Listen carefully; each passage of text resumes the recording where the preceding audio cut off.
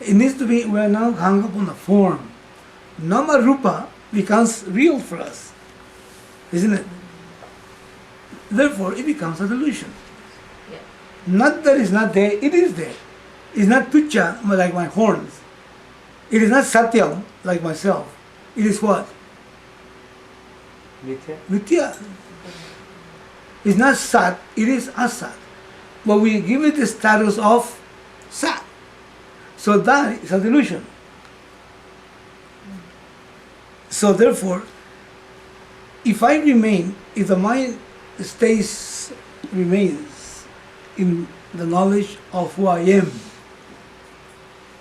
the truth of me, then this mind will no longer be deluded. Okay? And then because of that, at the end of one's life, is that one gains liberation. What does that mean? Liberation from what?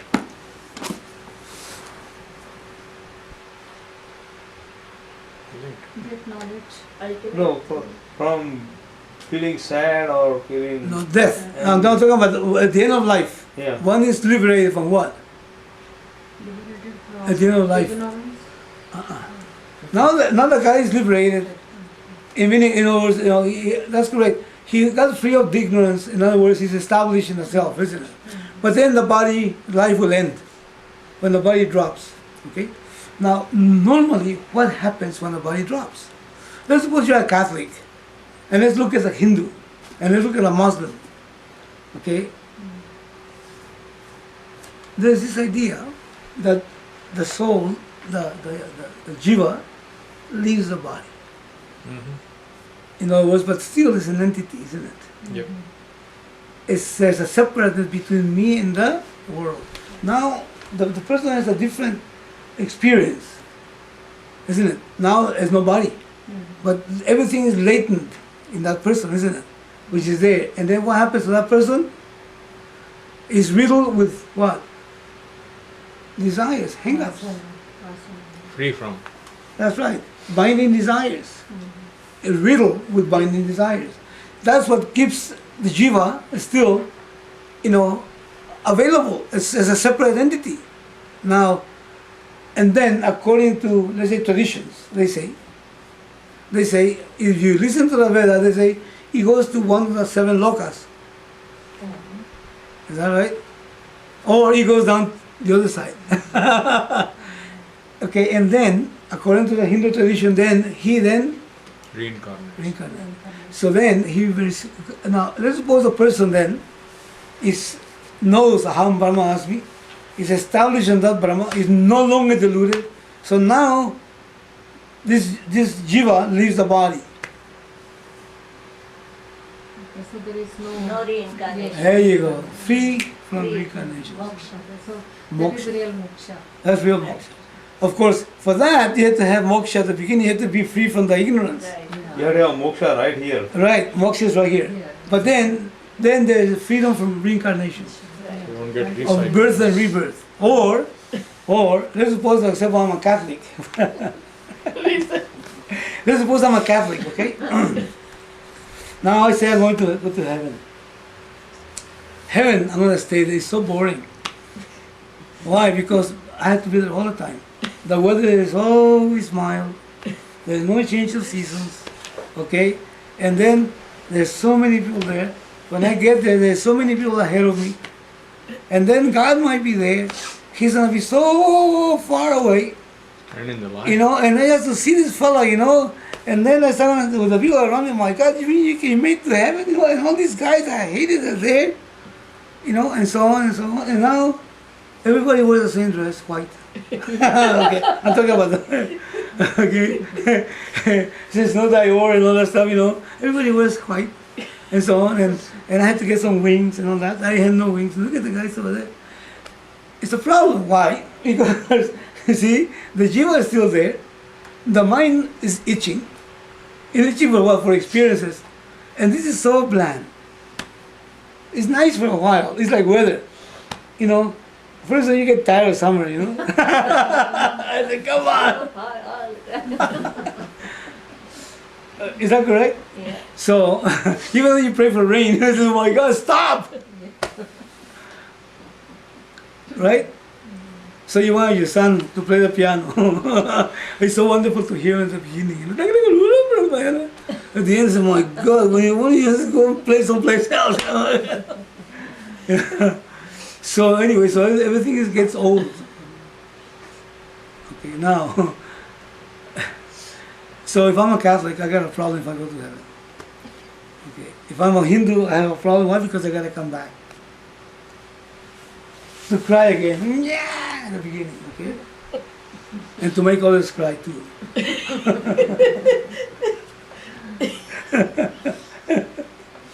So anyway, it's free from reincarnations. That's what it is. If you believe in reincarnation, it's a belief. So in other words, Lord Krishna is telling Arjuna here that then once his stita means Established in. he doesn't just have a concept. He's that. In what? In the knowledge of himself being complete, Brahman. Then the delusion in which he gives a status of satya to that which is mithya, that delusion stops, ends altogether. He still sees the sun come out, but he doesn't come out. He knows it doesn't come out and enjoys it. He still sees the changes and all that, but he says, I still don't change. I am akarta, asmi. I don't change. I don't do it. He knows that. That person is no longer deluded. Therefore, he has no hang-ups. And when the life ends, it says right here at the end, remaining therein, even at the end of one's life, one gains liberation. Meaning from what? From, Reincarnation. yeah, from rebirth, to cycle. Alright? Now, Another way to look at it is one gains liberation from what he has gone through. well, he did that before. He did that before when he gained knowledge. Knowledge, yeah, once you got knowledge. Right? Yeah.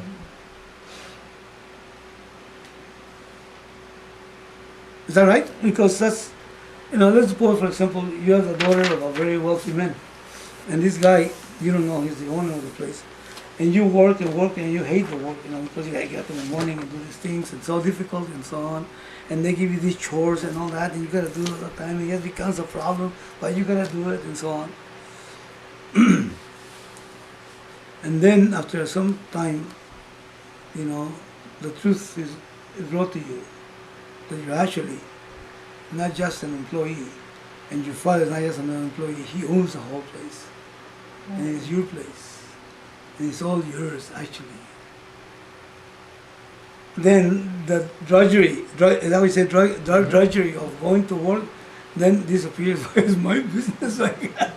See, the work might still be there, but the heaviness, the anger, the disappointment, and all the stuff, the boredom, and you still get to sweat, But that take it's yours. is different take. You're free. So, in the same way, the jnani, You look at different. it still does exactly the same things. Yeah.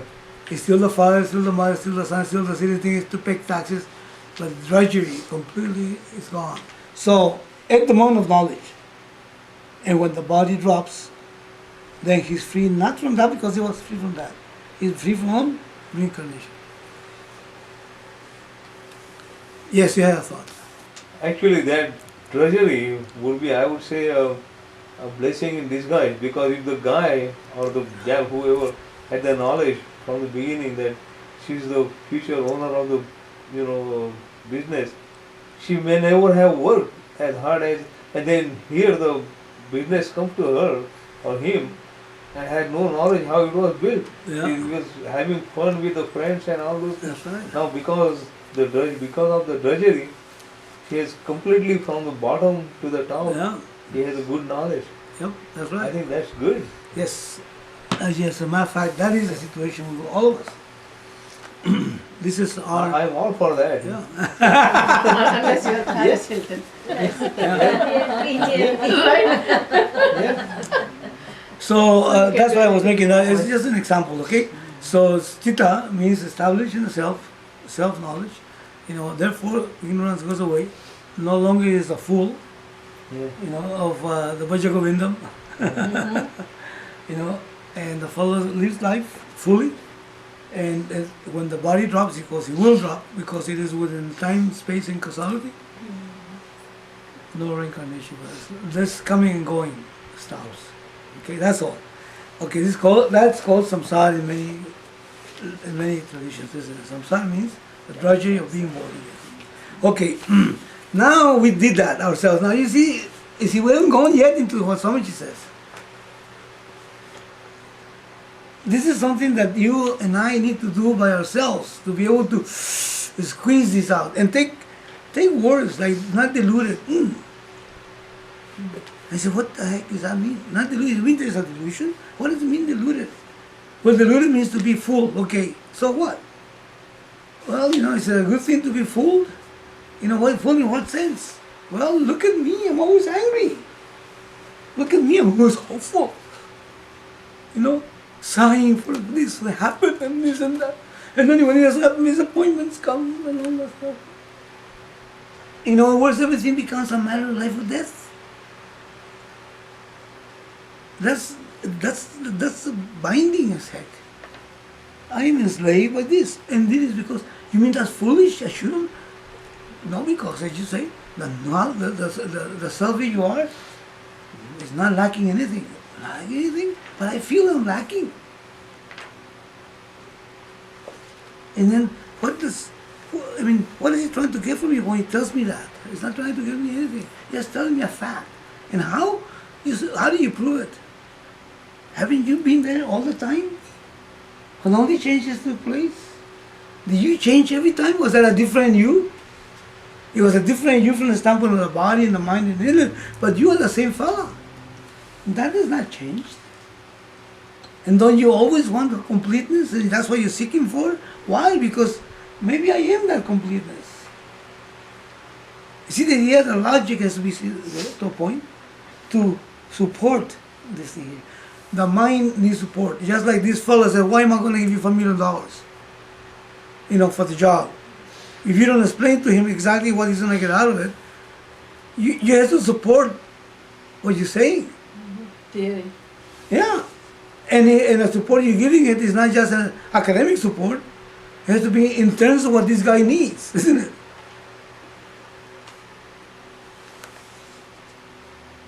So this friend of yours, which is the mind, needs some support. The teaching goes back and forth in different ways, giving support. But ultimately, if you just it goes like this, then, you know, it won't help. Okay, now let's see what Swami Dayananda has to say. Now, please read, Amma.